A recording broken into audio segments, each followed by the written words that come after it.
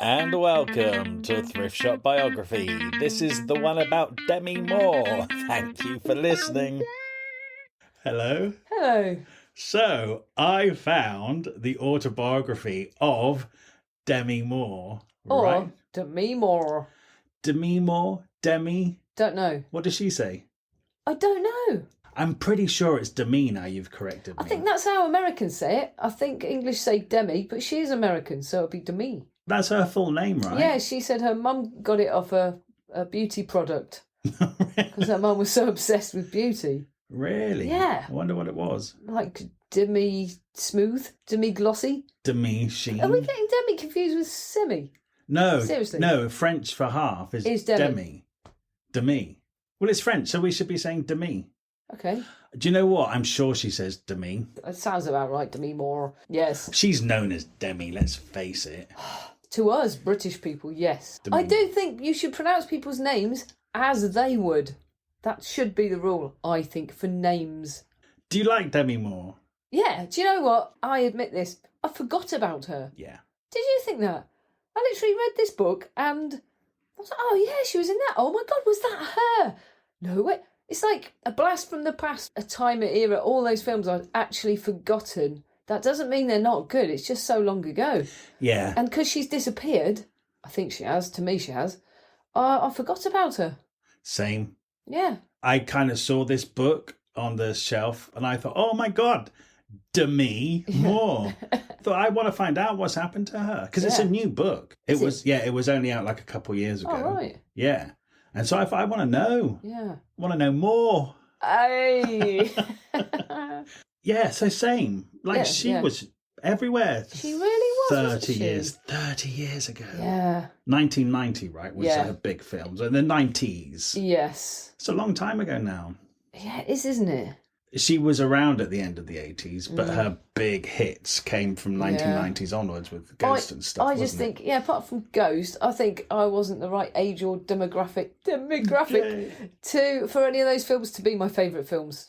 I mean, there's like G.I. Jane, Indecent Proposal. I don't know. I saw them, but it didn't impact me. It wasn't like Back to the Future or With an L and I. You know, they're not really they didn't touch me, but I can see that they were massively popular with other people. Yeah, I forgot how massively popular her films were, actually. Anyway, so we both had a lot to learn from this book. By the way, we have not spoken about this book until right now, so I have no idea what you think about it. I loved it. Yeah, I mean, I love her. Yeah, I read it like you'd eat a burger that's hot and you haven't eaten for days. I read it like that. Yeah. So, should we get into it? Shall we? She was born in 1962. I'm not sure she ever said that date. I googled it. She doesn't say that date. She sometimes says I was 20 when blah, blah, blah. But yeah, she's now 60. She was a bit of a poorly child, wasn't she? Kidney problems. Yeah, and it seemed she had a definite real illness, but it flared up with stress because it flared up every time her dad was cheating on her mum and they had to move. So it flared up a lot then? It flared up a bloody lot. Yeah. Her parents were quite mismatched, weren't they? Or well matched because they were both a nightmare, if that's a good thing. No. No. It's a storm meeting a storm, creating a hurricane. So it wasn't good for Demi. Or her brother, Morgan, who came 5 years later. 5 years later. So her mum and her dad were young. Really young, 17 and 18 or 19. Her mum was definitely 17. She just left high school. That's when she had Demi. They were high school sweethearts, basically. Yeah. And he was just a couple of years older. Yeah. He left to go to college and then got a female roommate. And her mum was pretty upset, so she chatted up this bloke Charlie and married him, which made the dad, Danny, come running back. Then she got a quick divorce and married Danny. Or did she? And 9 months later, they had Demi. Or did they? Yeah. Gosh, it's a mess, isn't it? Yeah. As soon as I read that, I knew. Did you? Because she said, not or did they? And I was like, oh. She found out a bit later when she was about 13. Her dad wasn't her real dad, Charlie was. Which is interesting because before she reveals that in the book, she would say stuff like Danny had a lazy eye and Demi has got a lazy eye. Yeah. And so she saw the comparisons and she liked that her and what she thought was her dad had the same view on the world because they both had lazy eyes. So it was actually a real shock to her to find out he wasn't her biological father. Strange as well because her dad's kind of got that olive skin. You know, she's quite dark and her mum wasn't. So you really would believe, just looking at images, that that's where her heritage falls. She doesn't look like the other bloke. It's weird. So, Danny and Ginny is her mum and dad. And, they're just not responsible parents, are they? Another clue, I thought, I know where this is going. They're going to be a nightmare because she's calling them by their first names. Yes. And that comes through therapy. Because the therapist says, separate them. They're just people. If you make them into people, they can't hurt you as much because you understand that they're just people who went through stuff and then had kids, rather than always thinking they've got to be your mother and they've got to be your father. And you've got all these expectations with that.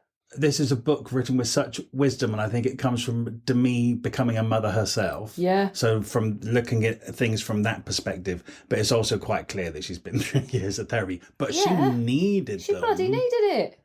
Oh my God, when I think about what's coming up, I just feel quite sick. This poor young woman. I mean... There's so many kids out there who just have shit childhoods and are really badly neglected. Oh, where do we even go with this? So let's say then that as a child, she's caught between her mum and dad a lot and they move around a lot for various... Sometimes her mum will take her and her brother to escape their dad, and then sometimes the dad will catch up with them and then they might have a debt following them, so they'll skip town and go somewhere else. Petty criminal shysters. Yeah, they are. They are, really. And they don't just move like to the next city, they'll move like right across America. Yeah, the dad's a charming gambler is how she describes him. Yeah. And he is always having affairs, and every time the mum's onto it, including finding a red pube in his underpants. That's detective work, isn't it? But there's all sorts of things she always finds out, and then they have to move and take him. She's like, you're running from the problem, but you're taking the problem with you. That's it. Every time that the mum finds out the dad is cheating and she says, let's move. Just like, it's not going to change him. No. So that's usually the reason. She's literally moved from town to town to state, at minimum of 2 schools a year. Yeah. Always trying to fit in. She always learned to adapt to her surroundings, and she'd go to a school and she'd sort of go, right, what do I need to do here to fit in? Who do they need me to be? Yeah. And that's when she started actually not really knowing who she was, but just working out what people needed her to be. It's kind of like acting. Yeah, no, it really out the role you've got to play. Yeah, she'd be looking around the school and figuring out who the popular girls were, what they were wearing, how they were behaving, and she'd try and become like them just to fit in. Yeah. And then as soon as she would, they'd be off again anyway. Yeah. So a real disjointed childhood for sure for her and her little brother. She does, way later in the book, say that her mother, way later in her mother's life, is finally diagnosed as bipolar. These things were never diagnosed. They never had the knowledge of that sort of disease. And then on top of that, she's bipolar, he's a charming gambler. They drink all the time and take prescription drugs all the time. So they're off their heads on top of being... Yeah. Oh, she said that they would go into like restaurants and stuff as a family, and then the mum or the dad would start kicking off with other customers or the staff. I mean, it must have been... plates. She attacked a waitress with her stiletto heel. Yeah. Horrendous. Yeah. For children. They're not even teenagers at this point. They're children. And of course, you don't know any different. She doesn't know any other type of stability exists until one time when they move, she said, actually, I'm going to stay here with my gran. I'm not going to go with you. And she has about 6 months of a stable home. Yeah. Stuff that she says that she isn't used to, like being picked up from school when she's waiting outside school. Mm-hmm. People just being there for her, helping her with the homework, normal things. Yeah, she got routine into her life. But... she's sucked back to her parents of her own volition because something in you. I think that's just her previous 12 years of being a kid. They moved every 6 months. It was just some kind of need within her that after 6 months of stability with her grandmother, she chose to go back to her parents again. And then, of course, this is awful. When she was around 10, doesn't say the age exactly, but when she's around 10, her mum tries to end her life by taking pills. And she says that her dad shouted for her. Her dad was holding the mum down, and little Demi was putting her hand down her mum's throat, trying to pull the pills out. She said that was the end of my childhood. Because from that moment on, I couldn't rely on that woman to take care of me. And she said it gave her dad a bit of a start because it showed him she could leave him, but it also showed her kids that she could leave them too. And she just sort of basically became the parent. Yeah. Anyway, it helps explain.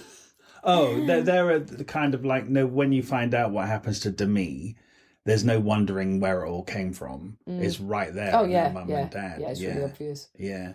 So when she leaves her grandmother's, her parents are all the way over in Washington, which is the other side of the country. So she decides to leave her grandmother's, goes all the way to Washington, and she's there for about 2 months when they decide to move all the way back again. Oh my goodness, it's just like they moved around so much as children. Yeah. And sometimes it's because they hadn't paid the rent. Yeah. Or debtors were after them, or her dad got in debt with mafia. Yeah, well, that's a good reason to leave town. And town. he got really beaten up as well. No one mentioned it. Yeah. You know, if you want to talk about parenting and stuff, I found this quite shocking that Demi wanted to go somewhere and her mum didn't want to take her, so she just let her take the car. Oh, yeah. At the age of 13, and she says, if anybody stops you, just tell them we don't know you have the car. Yeah, right. It's just that there's like zero responsibility. But she said they couldn't put any boundaries on her because they put no boundaries on themselves. Right. So it just wasn't in them to do that. One of the places they're at, her mum actually gets a real job. She works for a magazine and she's got proper money coming in. And they get a nice house and she's blatantly having an affair with her boss. Yes. The boss gives her a mink coat and a yellow Cadillac. I mean, come on. That's pretty much the final straw for her dad. Yeah. So they have one big final row.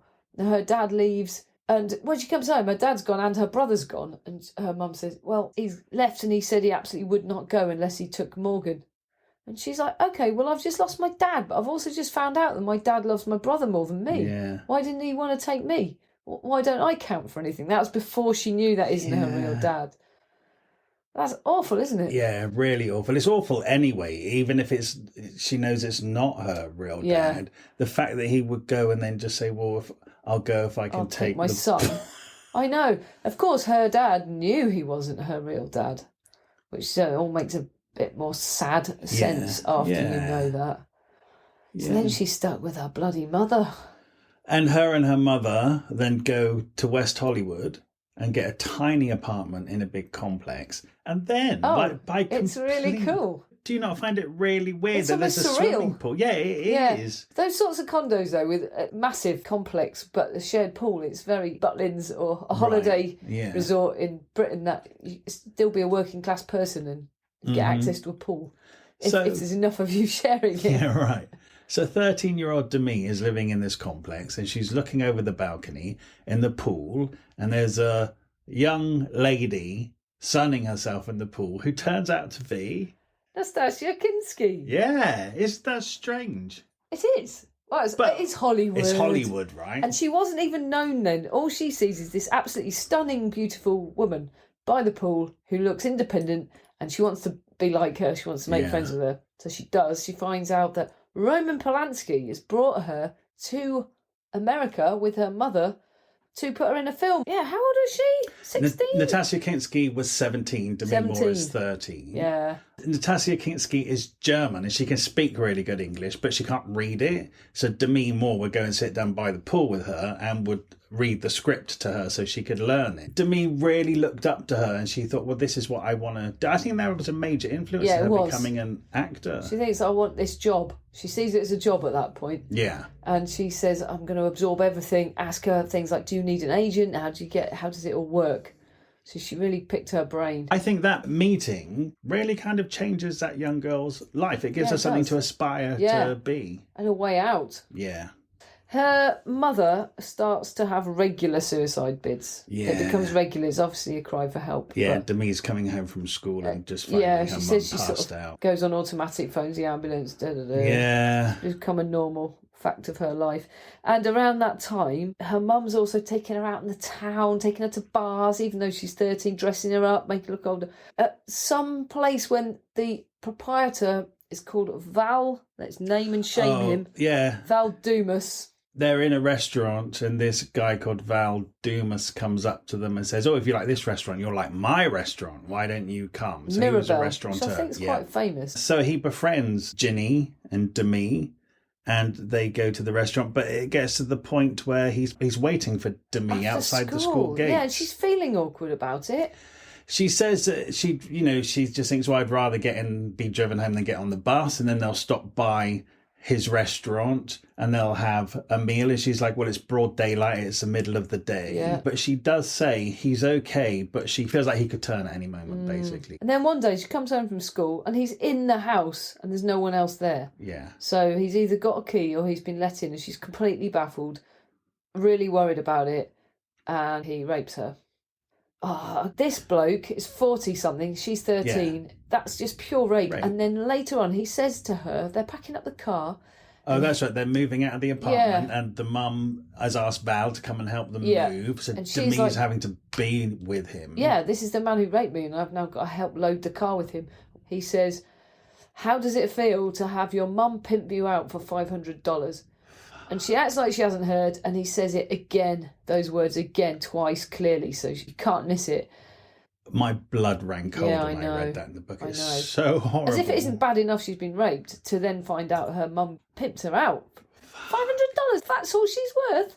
Like she says as well, like she can't say for certain that her mum did that. Yeah. But she said now Demi is a mother of 3 daughters. She would never give the key of the house to a grown man. She can't say for certain, but she did it. Yeah, she did it. She did that. She did it. Yeah. Ginny's a terrible, unfit mother. Yeah, and it's such a shame. Person, honestly, that's not a nice person. Okay, not a nice person, but to have that as your mother. She's pretty messed up. To be a young girl, to the point now where it's just the pair of them. You know, Demi is still a teenager. She should be a teenager having fun, not be responsible for her suicidal mother who's now whoring her out for $500. I know. Anyway, Demi, honestly, I love this woman. I love her book, and I think she's so wise and everything she's come through. How she didn't end up a bloody drug addict herself is a miracle. Well, she kind of does. She we'll get to bit. Yeah. I think she's so strong. I really do. But anyway, we'll get to that. We will. Okay, let's talk about her acting career. So let's move on. Her mum starts seeing a record producer, right, who gets Demi an acting agent. And then she gets a tiniest part playing a child prostitute on TV. But it's enough to get her an equity card, her Screen Actors Guild card. So she's on her way to being an actor. Yeah. And she takes it seriously. She's got her foot in the door. You know, she wants to be like Natasha Kinski. And so she gets a part-time job, which pays for acting classes. Yeah. Acting class, she meets a bloke called Tom. Yeah, who's a musician. He's 28. She's 16 at this point. The day after she turns 16, she moves out of her mum's house and she moves in with Tommy. Yeah. That's a person who needs to get out as fast as they can. She actually says, there's a quote, it's interesting you said that right now. There's a quote from the book that says, I've been in relationships where power and maturity don't necessarily lie with the people who are older. Yeah. It's interesting, actually, because she is with Tommy and they're together for a short period of time. And then Tommy takes her out to see this band called The Cats. Yeah, he sounds lovely and supportive. Yeah, by the way. yeah. And his mum gets her a job. And yeah, I didn't really get predator vibes from Tommy at all. No, not at all. I guess because of the way Demi is talking about it in the book. Yeah. She's a grown woman at this point. No, he sounds lovely, and she actually really apologises for how she treated him. Yes. So it was that way round. And then, so they go and see this band called The Cats, where this guy called Freddie is on stage. And then quite soon, Demi leaves Tommy for Freddie. She just sees him on stage and goes, he's so charismatic, I want some of that. Yeah. I want it and I want to be it. It's all of it. Maybe some will rub off on me, she actually says. He's also older, but he's also married. Oh, yeah. Which did not stand in Demi's way. And she actually says now, like, I did not consider his wife's feelings. I was a 16-year-old. Yeah. I did not consider her feelings whatsoever. Nor did he. Anyway, that was really quick. She pulled him that night and they went straight to the toilets, she says. Yeah. So, yeah. Romantic. And because she dumped Tommy, she also had to give up her job because Tommy's mum got her job. But also at the same time, she needed to make her own money. And it was then that somebody put her onto a photographer to take photographs for a Japanese ladies magazine. Yes, they were nude. But she got a bit lucky with that because the photographer was really professional. And also took really beautiful photos, so it actually was a way into modelling. Yeah, and because she wasn't 18 yet, I find this so weird. Because she wasn't 18 yet, she could be on the front cover of a glamour mag, because you can't show anything on the front cover. Yeah. But you could not be on like the internal pages showing anything. So yeah, because she was younger as well, she just had some tasteful photos taken. Yeah. Then a massive spanner came around this time when her dad killed himself. Yeah. He was 36. I know, right? It's really Nothing. sad. And her brother was only about 14, was living with him, gassed himself in the car. He'd had liver problems. Doctors have told him to stop drinking and eat red meat, so he ate 3 times more red meat. Drank. He was trying. He was really trying to kill himself and ended up gassing himself in the car. It was really sad. Yeah, he was troubled from day one, the dad. He was. Once he knew that Demi knew that he wasn't her dad. Once the whole dad thing came out, she thought that it might be her who backs away, but it wasn't. She met her other dad, realised, no, you're not my dad. My dad's my dad. I don't care if he's my biological dad. Went back to him, but he distanced. He couldn't even look at her. He couldn't look her in the eye. Couldn't hug her anymore. And he completely went cold on her. And that's the dad she wanted. That was the dad she loved. It's a strange reaction from him. He just, I think he was almost saving himself from her rejection. Yeah. But she didn't reject him. She didn't at all. But then, of course, she says she wishes she could have said all this, that I don't want him, I want you to be my dad. But she didn't have the emotional intelligence to say those words. And neither did he. Yeah. So it was never said. Maybe that's contributed to his downfall, the loss of a daughter that he really obviously loved. Yeah. Did he though? At some point, she thinks neither of them care about her at all. Yeah, they were just obsessed with each other and trying to destroy each other. God, they were so fucked up. The mum and dad. Really. Oh, it's horrible. And 36 is like. So Demi is 18 and her dad's 36 when he died. Anyways, shortly after her dad died, it kind of threw her. So she married Freddie. Very shortly after. As soon as she turned 18, she married Freddie.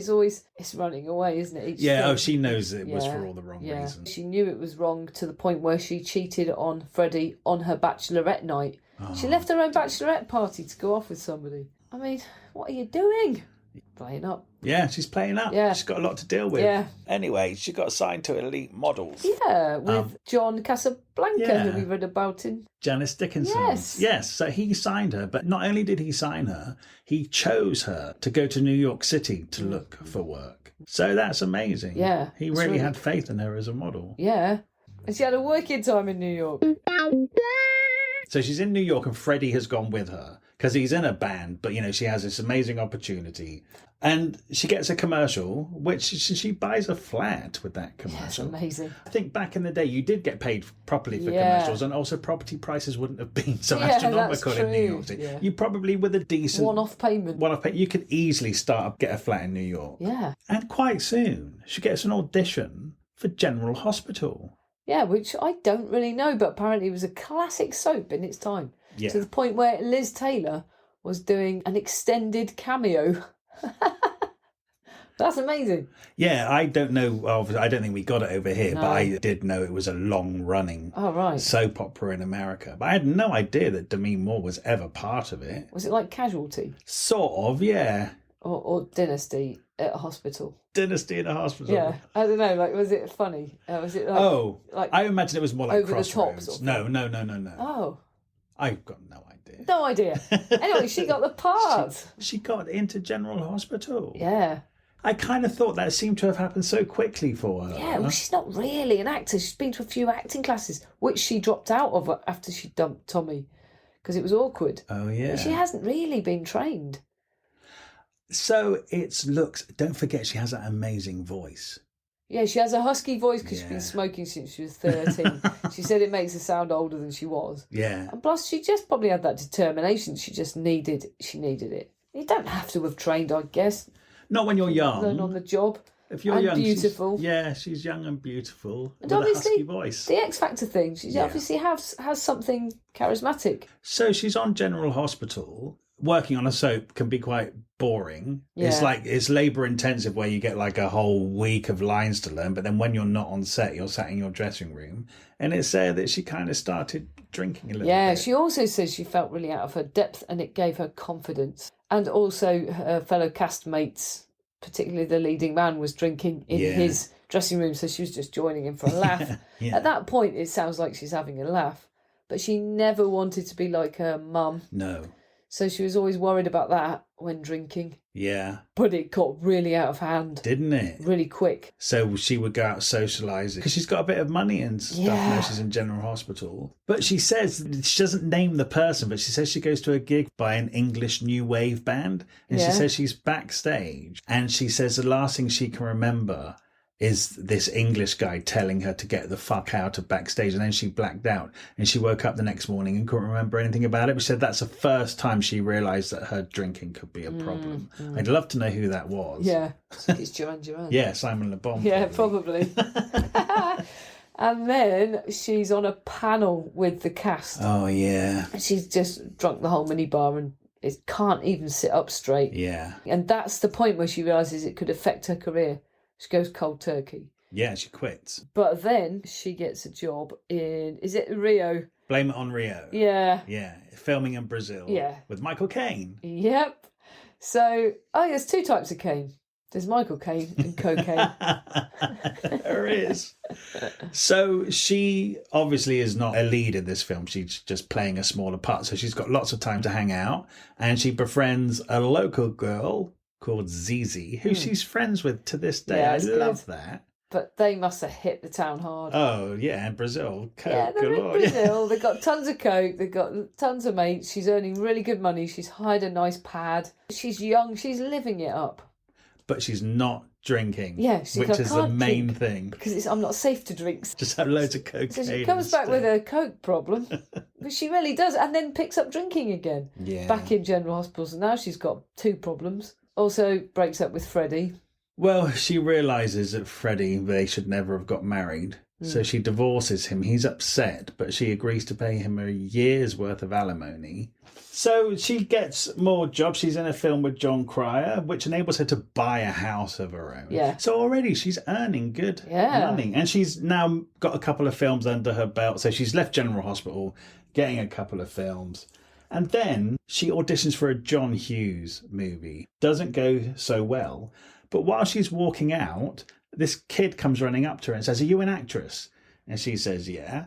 And she says, "Joel Schumacher is also auditioning for a new film and he wants to see." So you were just talking about her charisma and stuff. Yeah. If she's in a building full of actresses, there were at least two auditions going on in this, Joel Schumacher and John Hughes. And then she's walking down the corridor. And Joel Schumacher just spots her and sends somebody running after her. And doesn't even know she's an actor. And gets her to come and audition for a film, which turns out to be St. Elmo's Fire. Yeah.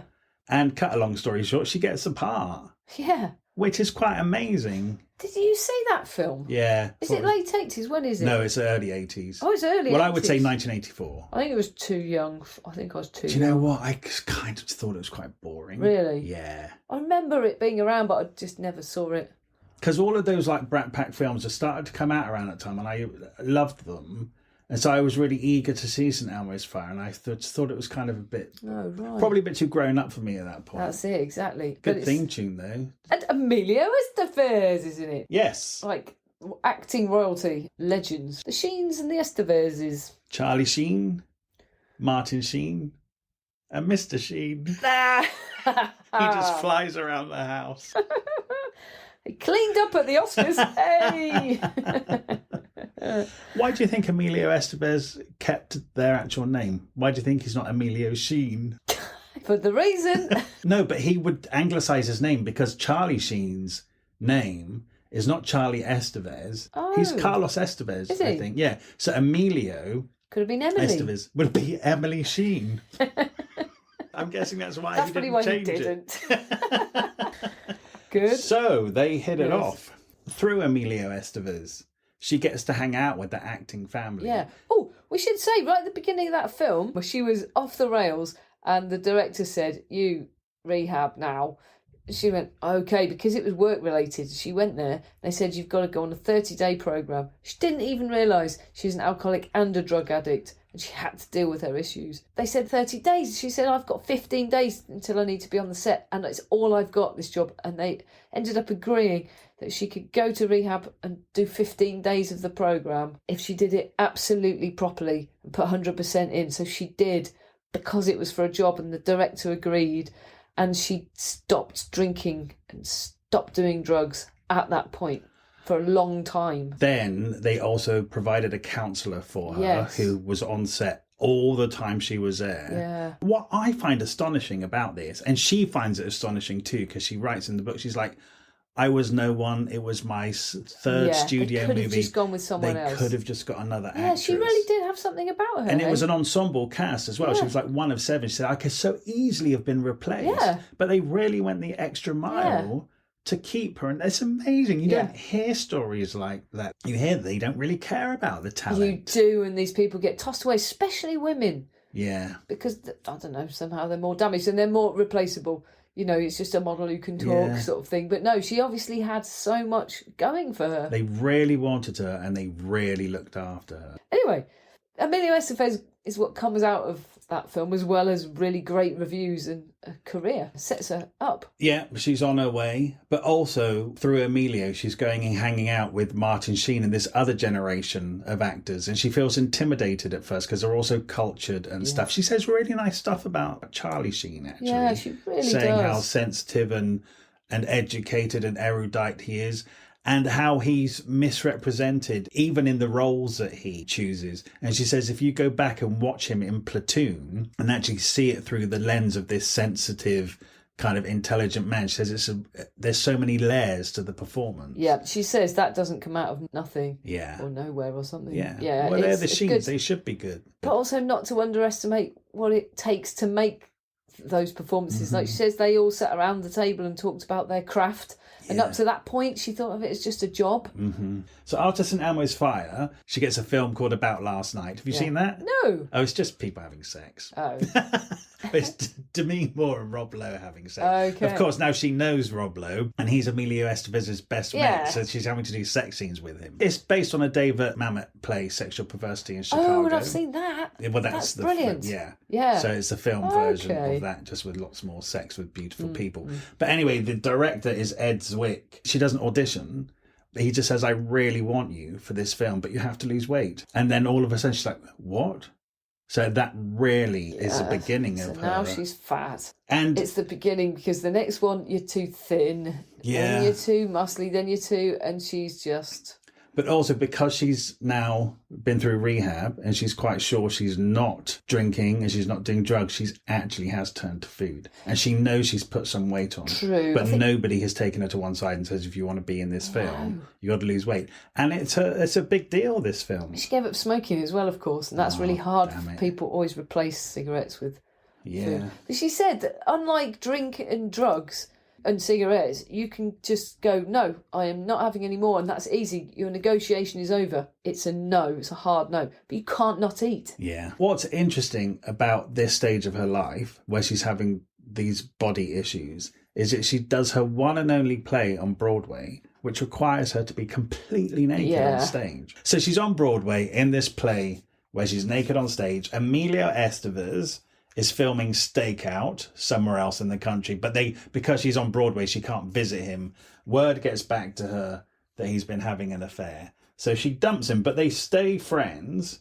Oh, he tries to win her back by getting a tattoo of a broken heart. I mean, shut up. What an idiot, honestly. You're an actor as well. It's really bad. You have to have it covered up all the time. But they stay on good terms. And when Stakeout has its premiere, she goes along to support him. And she meets Bruce Willis. Yeah. And they click immediately. Yeah. Right? I think she thinks he's a bit of a twat for the first 10 minutes. But and then he just wins her over. Yeah, he does. So her and Bruce, it all happens quite quickly, doesn't it? Completely sweeps her off her feet. She's never actually been chatted up in such a way. She says she's met people through work or through this or through that. Nobody's pursued her like that.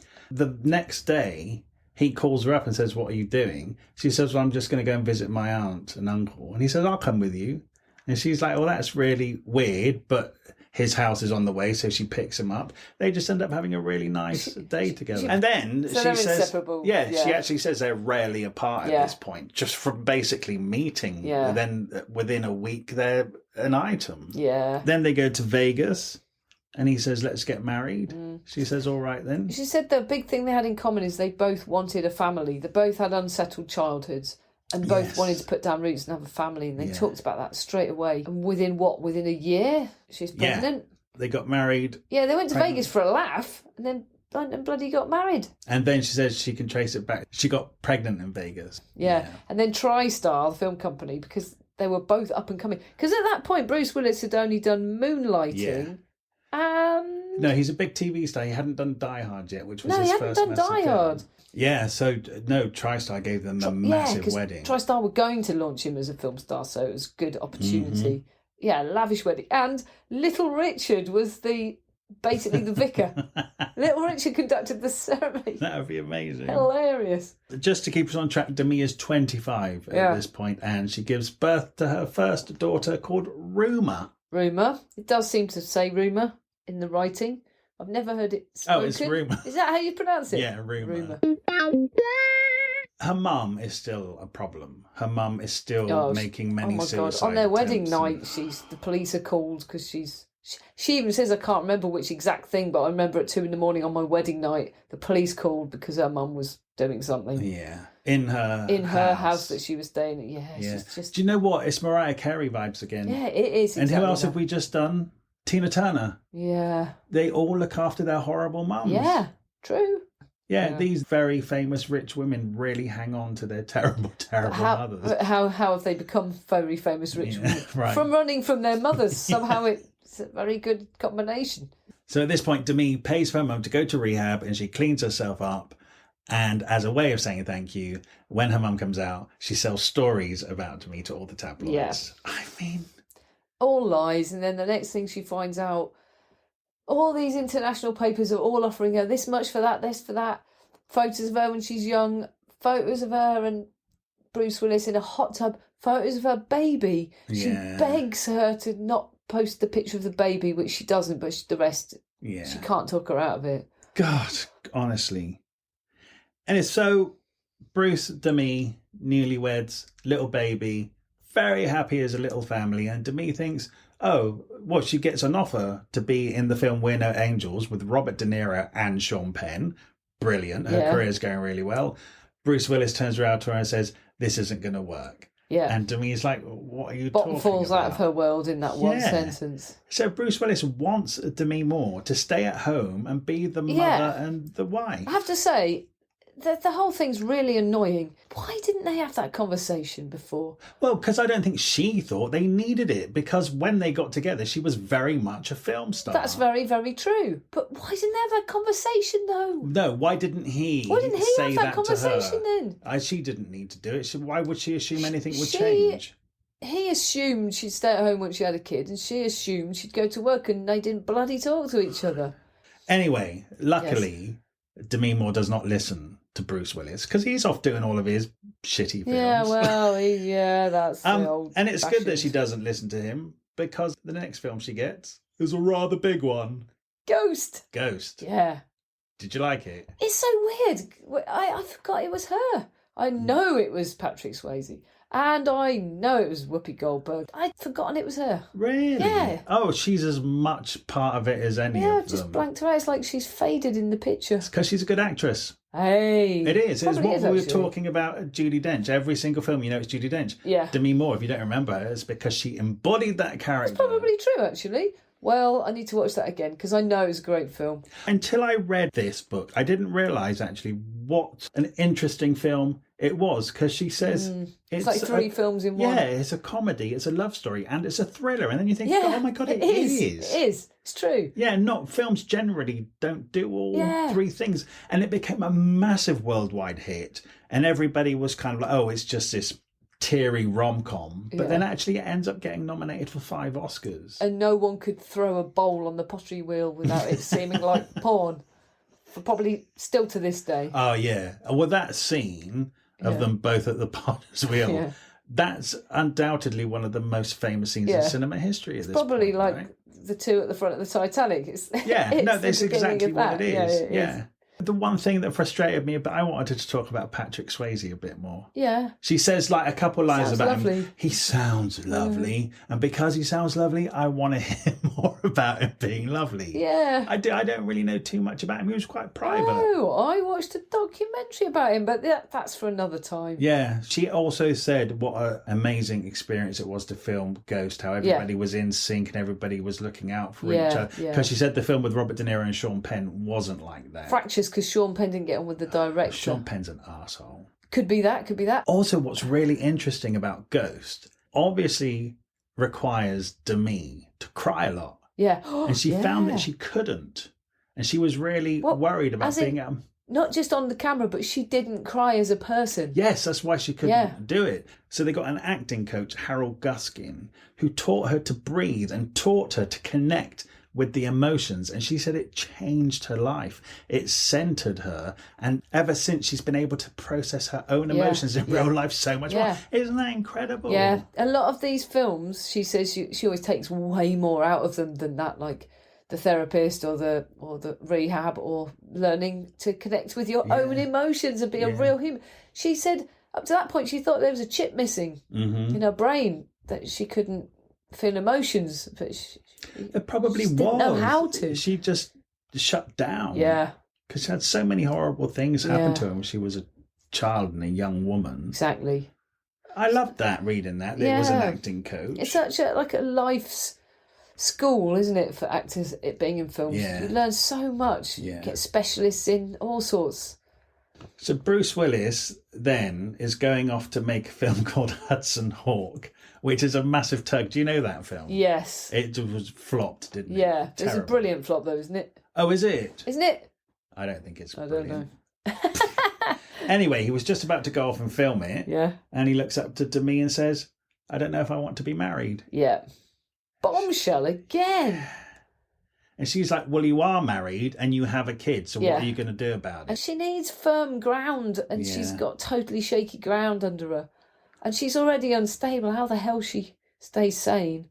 Well, she gets a film, The Butcher's Wife. Then she returns. Oh, then they both return from their jobs. The first time they have sex, she gets pregnant, and then he's all over the moon again. Yeah, and he forgets ever saying to her that I don't want to be married. Yeah, but it's never going to go away, is it? No, of course not. She's never going to be secure. They're just papering over the cracks with a baby. And she actually says that what she realises she does when all that sort of stuff kicks off is her defence mechanism is to become completely independent, because then no one can hurt you. Then if they bugger off, you're still okay. I mean, emotionally as well, which means you shut your feelings off again, which means you're not vulnerable.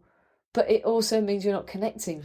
Yeah, I think because she's had to be so self-sufficient from an early age, she just learnt to look after herself. Yeah. And she would say, like, if Bruce Willis wasn't filming and he'd come to her and say, oh, do you mind if I go and hang out with the boys this weekend? She's like, no, fine, go. We'll be absolutely fine here without you. But she realises now the message she was saying to him was, we don't really need you here. Yeah. Whereas she should have been involving him more. But if she'd have done that, it would have pushed... You can't win. Yeah. You can't win. No. All right, well, Annie Leibovitz is a legendary photographer. Legendary. And that had been their photographer for their wedding photos, so they kept in touch. And she's basically documented their whole lives together over the years. And so she came to take this photo of Demi Moore for the front cover of Vanity Fair. And she's pregnant, but she actually said, I want to look powerful, I want to have makeup, jewellery. And she took lots of pictures of her, and right at the very end, she said, I'll take one just for Bruce. So she was just cupping her boobs with her hand and just covering herself with her hands. It feels like she was very naked. She says, wouldn't it be amazing if they were brave enough to use that photo? So right away, they knew it was the best one. But there's no way they're ever going to put that on the front cover. And they did. They brought out the issue, but they put a little window for her face with a white cover on it, so it wasn't obscene to people with nudity on the front cover. And people still went mad about it, one way or the other. Loads of women were really supporting, saying, this is amazing, it's pushing things forward. Why are we always hiding? And she said, we have to remember this is in an age where women didn't show off their pregnancies, not like they do now. Yeah. It's probably because of that front was cover. The first time it ever happened. Ever. It's just weird because, of course, it had to happen first once. It's just really baffling to me that was happening in my lifetime, and I wasn't really clocking how massive these things were. I remember it coming out, and I remember thinking, oh my God, that's so weird. Why would they have Demi Moore, who's massively famous, why would they put her naked and pregnant on a cover? It doesn't make any sense. Really? Yeah. Because nobody had done, not that it hadn't been on the front cover of a magazine for, I don't think you really saw naked that's pregnant ladies outside of Beyonce, people like that now, they're really present. It's become a symbol of beauty and power as a woman, and it was hidden before us to be ashamed of, to hide. And that's weird to think now already. So that's how much time's changed. Gosh, it was like a scandal that was a front cover of a magazine. Massive scandal. Yeah. And I think now if you were to say to people, name 3 magazine covers through history, right, I think that would be one of them. I think it's so memorable. She actually says more than any film she's ever done, she's probably more famous for that cover. Wow. Yeah. But for pushing something on and changing things for the better, great. Yeah. But like we say, not on purpose. Amazing that they considered the photo session over. Yeah, and it was a private. Wow. Yeah, private photo. Wow. Pretty cool, isn't it? Yeah, very cool. She takes a good photo, doesn't she, Annie Leibovitz? Oh, yeah. She's made quite a career of it. Quite good at it. So, the next film is A Few Good Men, but she's pregnant, and the baby is due in August, and the rehearsals are in September, so she needs to lose weight. She's got to get fit and she very starts fast. Exercising while she's still pregnant. Yeah. And so, again, this is kind of playing on her body issues again, right? Even though she's pregnant at the moment. Yeah. Gosh, the pressure that no woman should have pressure. I mean, she's also the world's most famous pregnant woman. Yeah, right? She absolutely is. God, though, I mean, people like the King's wife, William and Kate. Kate does exactly the same. She's stick thin the second she's had a baby. Middleton. Princess or whatever her name is now. Is that because she's not having her own children? I don't think she eats. I wonder if she's got total disorder of body image, and it makes you wonder what people are going through. Yeah, I know. If anyone's that slim and they've knocked out 4 kids, you wonder what they're going through to make that happen.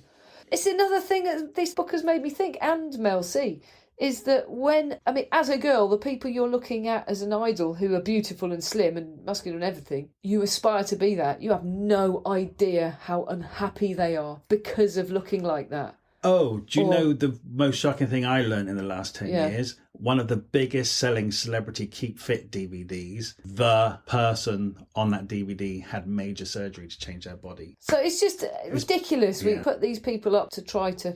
Oh, actually, we don't. They're just an actor. If we decide we should look like them, that's our problem. Well, no, there is a huge industry telling us we need to look like them. There is. Yeah. Well, actually started causing her more trouble because her new baby, she was breastfeeding it and it wasn't growing. And after like a week of the baby not growing at all, they realised she was exercising so hard that she was producing an enzyme which breaks down fat, which meant there was no fat in her breast milk, which meant the baby wasn't growing. Yeah, at all. It just goes to show you that it's just not healthy anyway to be that. No.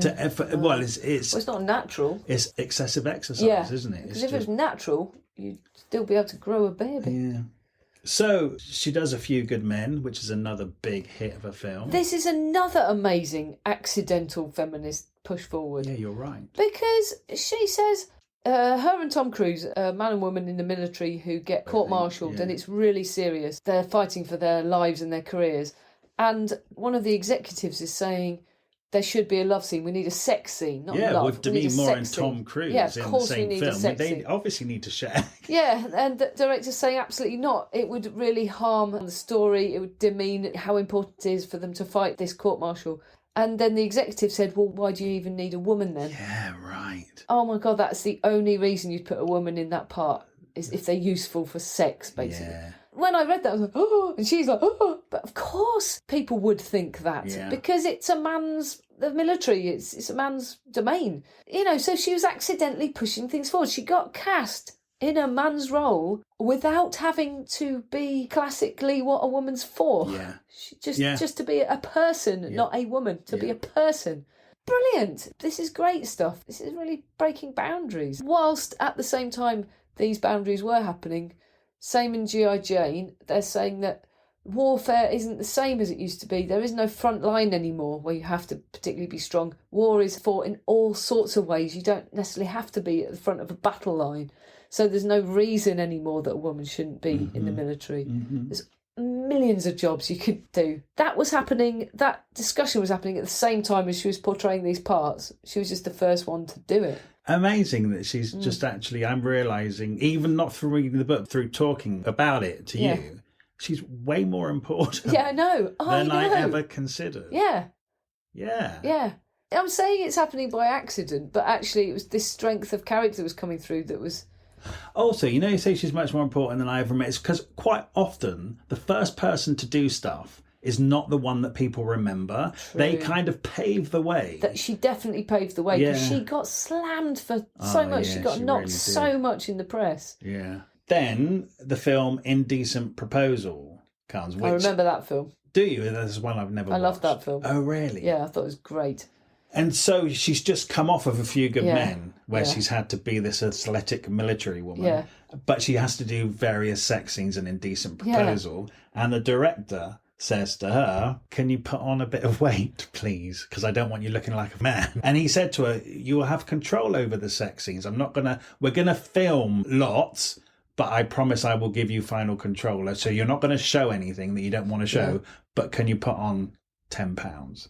So, God, she's had all these people saying to her, you have to lose weight, lose weight. Now she's got somebody who says you need to put weight on. Honestly, it's no wonder she's getting body issues. Exactly. She says that's like telling a heroin addict to take heroin. Yeah, because he doesn't realise what it'll do. Yeah. She kind of does it. But, oh, my God, the description of those sex scenes, the director just yelling, actually hollering, she says, go on. Oh, that's giving me a boner. Oh, that's a...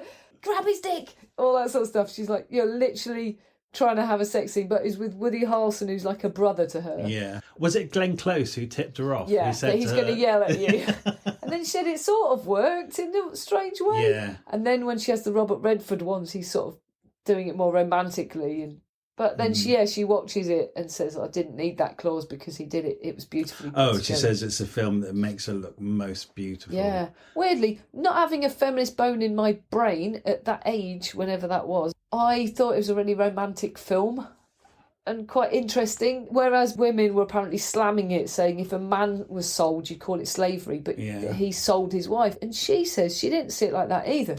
It's marriage, how difficult marriage could be, like if it got stale or something, all that sort of stuff, issues of marriage. And then money, what money can buy. Does everyone have a price? There's no way she'd have done it, and then it's $1 million. And that's impossible to refuse. Plus, Robert Redford's very attractive. Yeah. And then it becomes really exciting as well that she gets to be with this other man, and then it ruins their marriage. All that. There's so much to it that's really, really interesting. Issues about all sorts. It's not like she's just being sold against her will. She went along with it. She consented. It's very important. She said, though, that the feminist backlash to that movie, the things they were saying about that character, this is a millionaire, he's basically paying to rape her, brought back in her head, well, how does it feel for your mother to haul you out for $500? Yeah. So it really did knock her in the end. It's an interesting film. It is like, now you've opened my eyes to it. Every single film Demi Moore did was a massive feminist statement. Yeah. I mean, G.I. Jane's the only one she made happen. She actually made that happen. She picked Ridley Scott to direct it. It was her favourite director.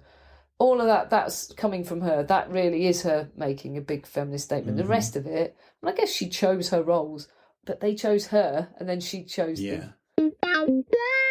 Well, so she has a couple of really big films now, Striptease and G.I. Jane, which were just massive feminist statements.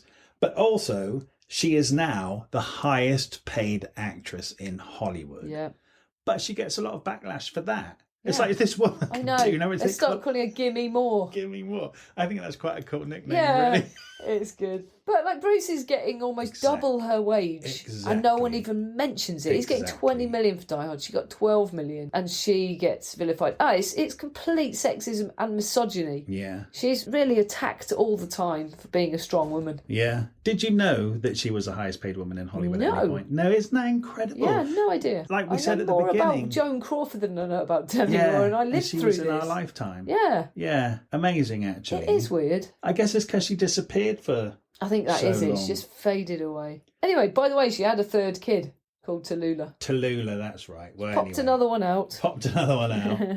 and they decided to split up. Yeah, well, she said that her and Bruce were drifting towards friendship anyway. Yeah, logistics, when you got all the kids and careers, you're just dealing in logistics. Makes sense. And then, I won't go into the details, but her mum died. And Demi went and kind of just stayed with her. Yeah, and saw her through that. It helped her a lot to understand her mother and find love for her, which is very important on her personal journey. Oh, and she says when her mum actually died, she went into the bathroom and she says she was only in there for 3 or 4 minutes. When she walked out, she felt it was a new phase of her life beginning, like a massive weight had lifted. Yeah. And then that's when she decided, because she'd just come out of filming G.I. Jane, so her body was exhausted. She'd had years and years of the body issues anyway.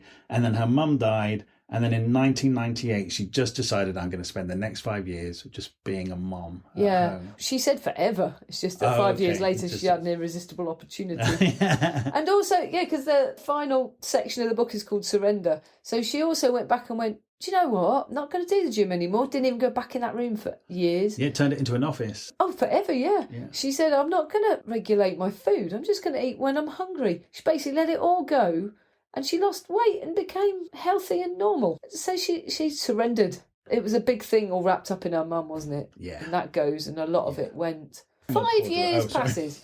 5 years of being a mother, normal mother stuff, really normal life. I like how her and Bruce continued. He ended up living across the road. Yeah, he bought a house across the road. This is in Idaho, we haven't mentioned. They live in Idaho, which sounds like this really beautiful life with mountains and a river at the bottom of the garden, lots of acres of land, space to play, friends can come over. So they're very much a family real unit. People, yeah. And the girls go between the two houses, just that her and Bruce aren't a married couple anymore. He remarries. Yeah. You know, she's seeing some yoga instructor or something, you know, and they're friends and the kids don't feel the split. Yeah, it seems to work. It's good. They're good parents. They are good parents, actually. Yeah. Yeah.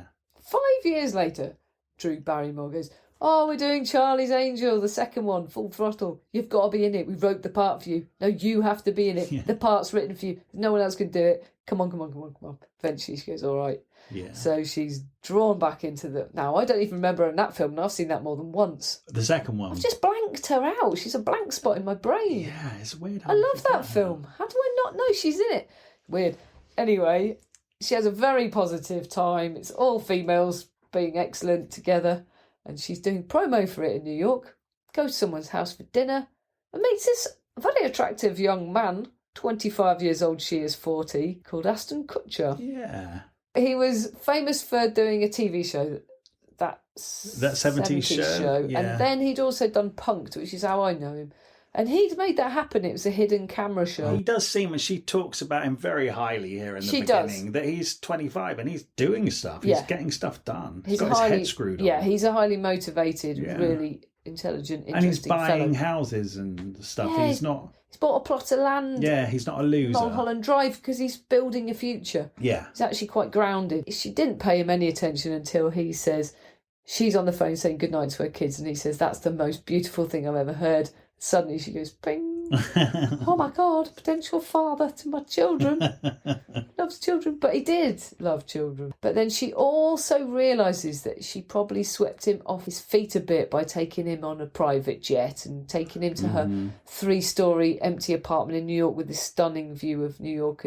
Because she was that older, established in the career he wanted, she was basically who he wanted to be. Same as she latched onto that musician who had charisma. That's who she wanted to be. She did have reservations, though, because she knew that the press were just going to hound them because of the age difference.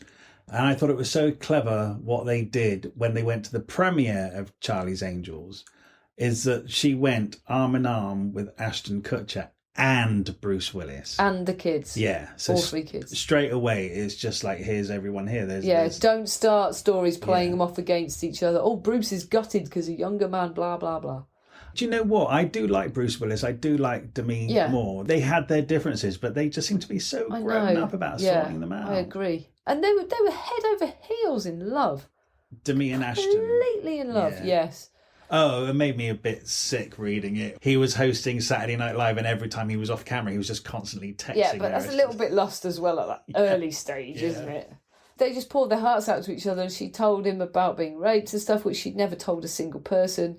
She just felt so connected with him that sort of sexually she was really liberated and stuff. She said she'd never really enjoyed anything that happened to her until then, when she went, oh yeah, I do have it, now I have it all. Oh, I bet it was really good fun meeting Ashton Kutcher and hanging out and just being young again, maybe. Yeah, I think almost being young for the first time. She says that. When she should have been having fun, she was stopping her mum from killing herself. Exactly. She had these older boyfriends and she just had a lot of responsibility, really. And now she's grown up, she's had her kids, and at the age of 40, she can just let her hair down and have fun. Except that she says that what she didn't realise is that her kids still needed her. Mm-hmm. She just sort of forgot about that. They were 16, 13 and 11, and she kind of abandoned them a little bit at that point. Well, I kind of just got, because this is where her and Ashton were trying to get pregnant, right? Yeah, all sorts was happening. I think they'd moved in with him as well, and they liked him. Kids loved him. It's funny because when she flew him over to meet them for the first time, Bruce was passing and he went, "You're a great mom," because he thought she'd brought Ashton Kutcher home just as a present for the kids. Awkward. Yeah.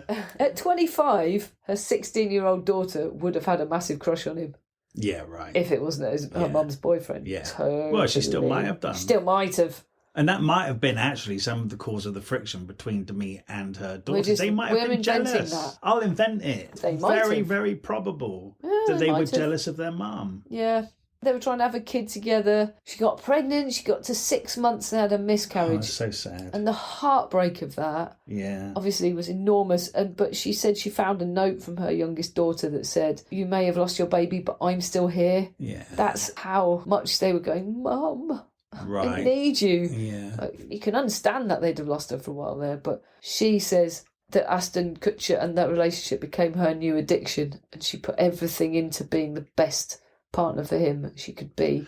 But you know, that miscarriage, she kind of said that was the first time she thought that her and Ashton weren't connected, because he just didn't grieve or understand her grief in the same way. And I think that's where an age gap can make a difference. You know, he doesn't have experience of being a parent. Yeah, there's lots of ways it can make a difference. Yeah.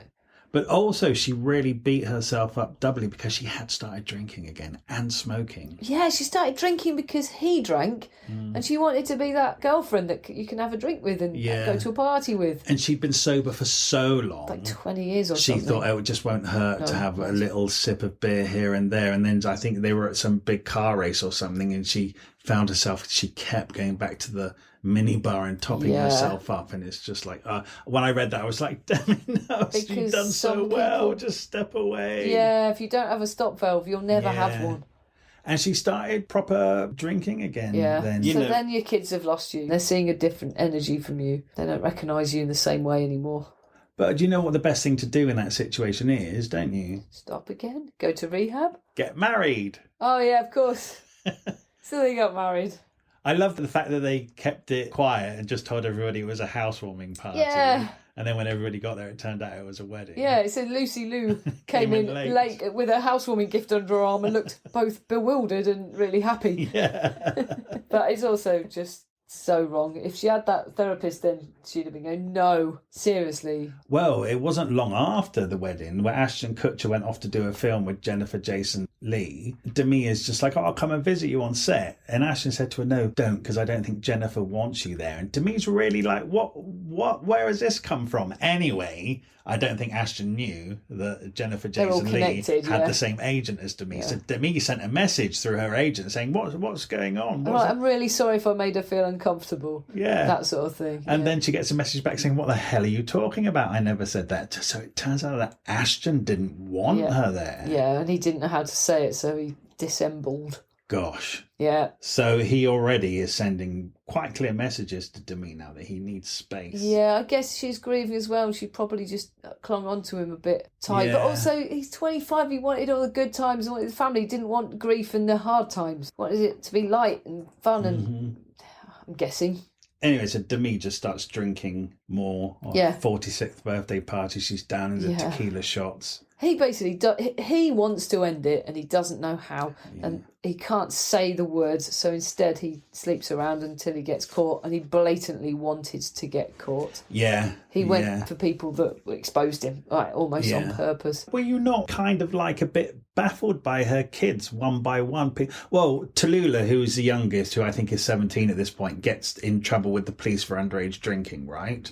Yeah. And so she has to go to the police station to kind of bail her out or whatever. And then as soon as they get home, Tallulah goes across the road to live with Bruce because she doesn't want to be with her mum. She says things like, when I got to the station, I should have hugged her, but I was furious with her.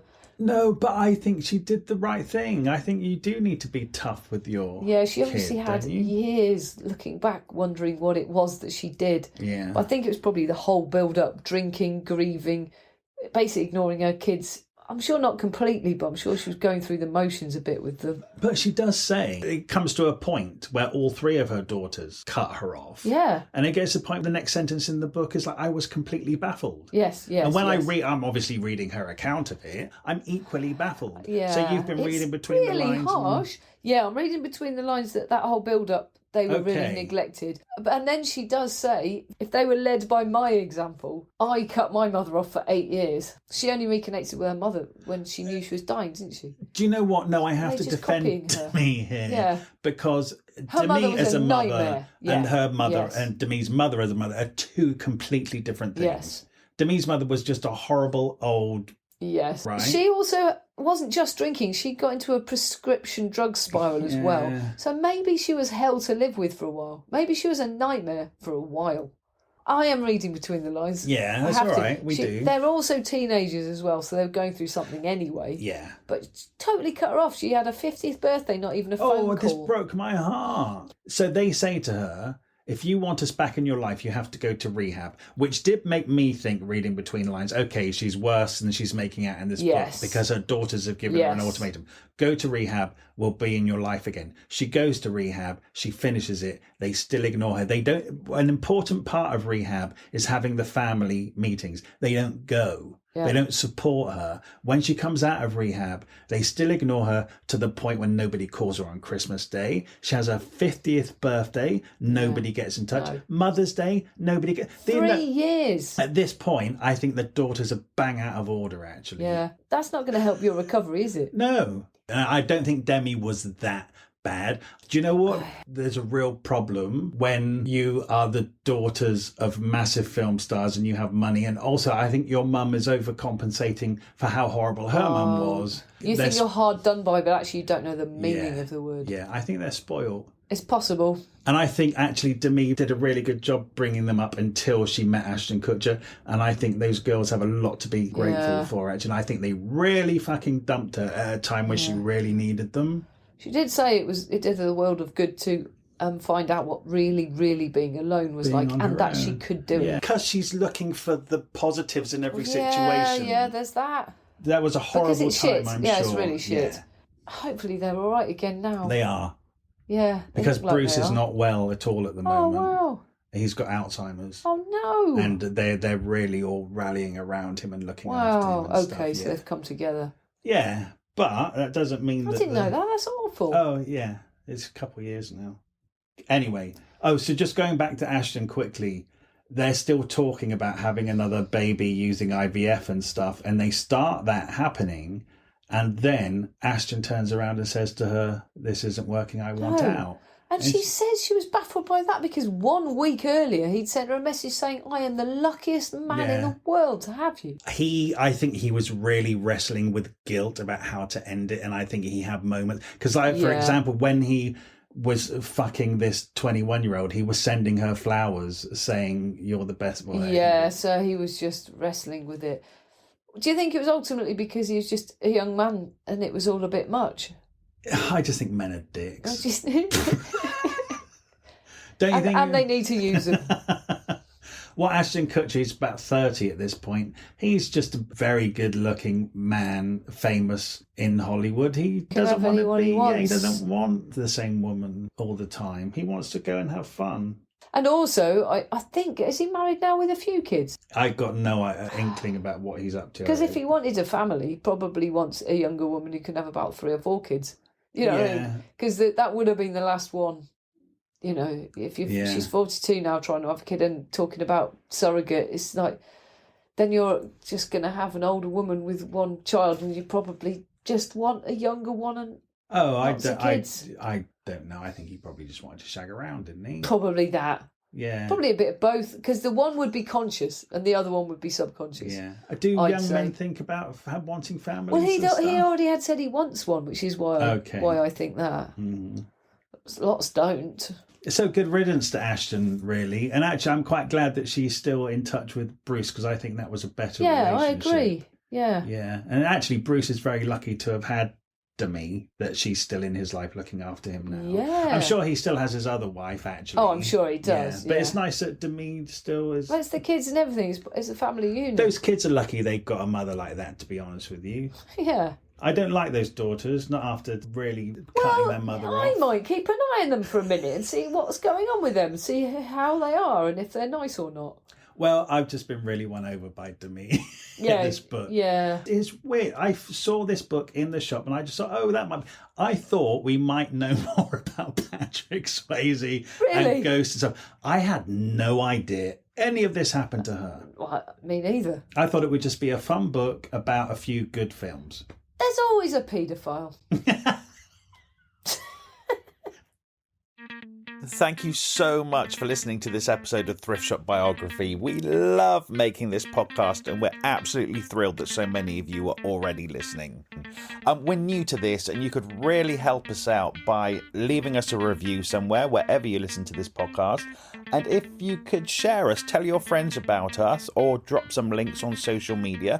We have a Facebook page called Thrift Shop Biography, so make sure you come over there to hear about the episodes first and what else we're up to. Okay, see you next week. And if you're new here, there are loads more episodes now to go and listen in the back catalogue, so make sure you go and enjoy them. Okay, thank you very much.